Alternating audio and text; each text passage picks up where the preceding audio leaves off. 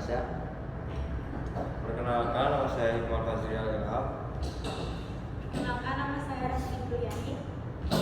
Perkenalkan, nama saya Repa Siti Aulia. Baik, hari ini kita akan mendengarkan presentasi opini Pancasila dari kelompok 8 yang bertemakan mengkritisi filsafat Pancasila. Tanpa berlama-lama, mari kita mulai, yaitu penyampaian materi oleh kelompok 8 kepada rekan-rekan kelompok 8 yang akan mempresentasikan materi. Waktu dan tempat saya persilakan.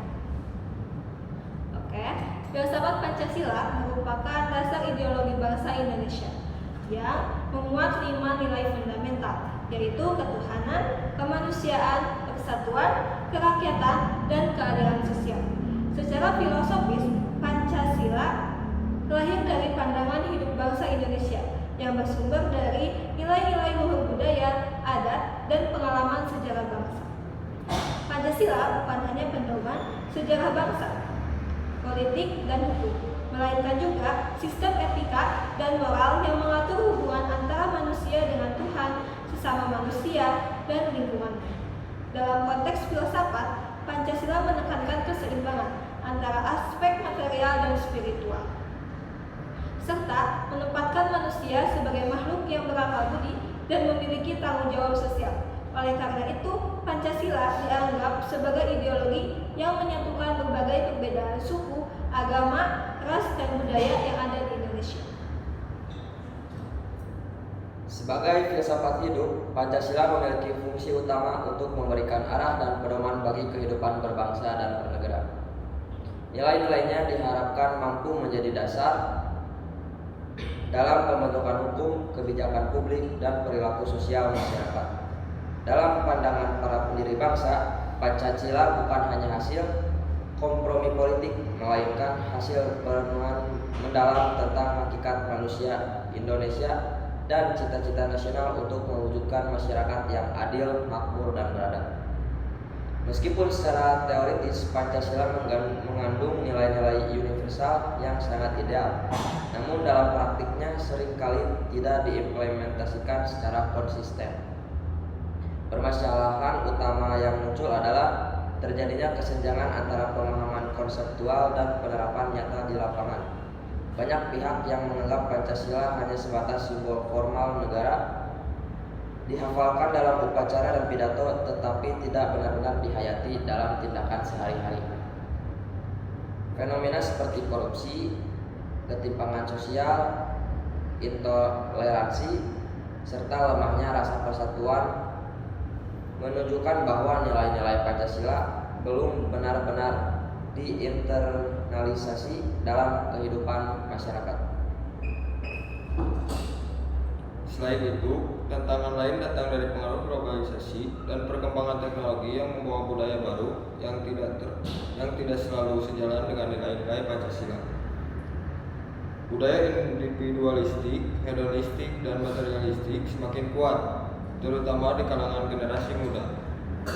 Media sosial yang seharusnya menjadi sarana memperkuat komunikasi dan persatuan justru sering menjadi tempat tumbuhnya ujaran kebencian dan perpecahan. Dalam konteks ini, Pancasila, nilai persatuan dan kemanusiaan Pancasila seolah-olah kehilangan maknanya.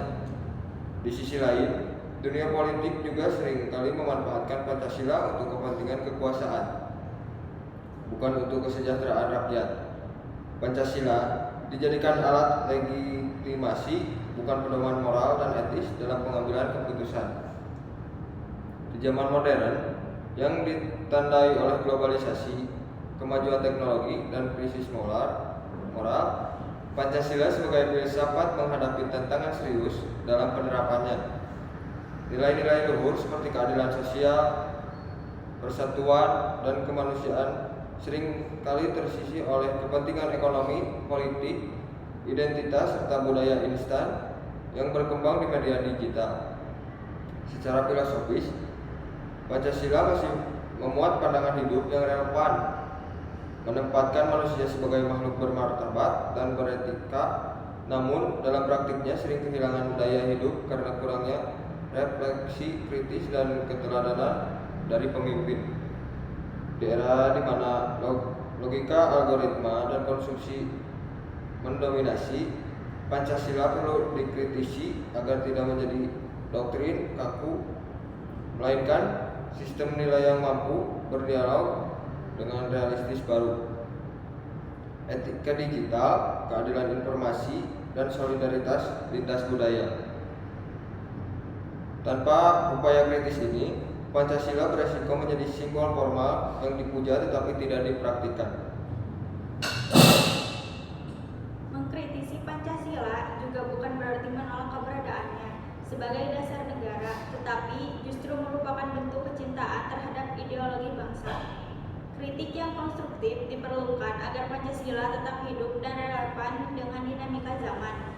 Sikap kritis ini penting untuk memastikan bahwa nilai-nilai Pancasila benar-benar terwujud dalam kebijakan, pendidikan, dan perilaku masyarakat. Pancasila harus dihidupkan melalui tindakan nyata, bukan sekedar simbol seremonial.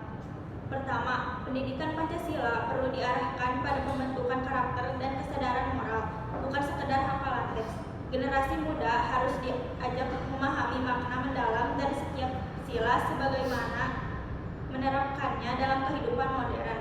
Kedua, pemerintah perlu mencontohkan penerapan nilai-nilai Pancasila dalam kebijakan publik, seperti menjamin keadilan sosial, menegakkan hukum tanpa pandang bulu, dan mendorong kesejahteraan merata.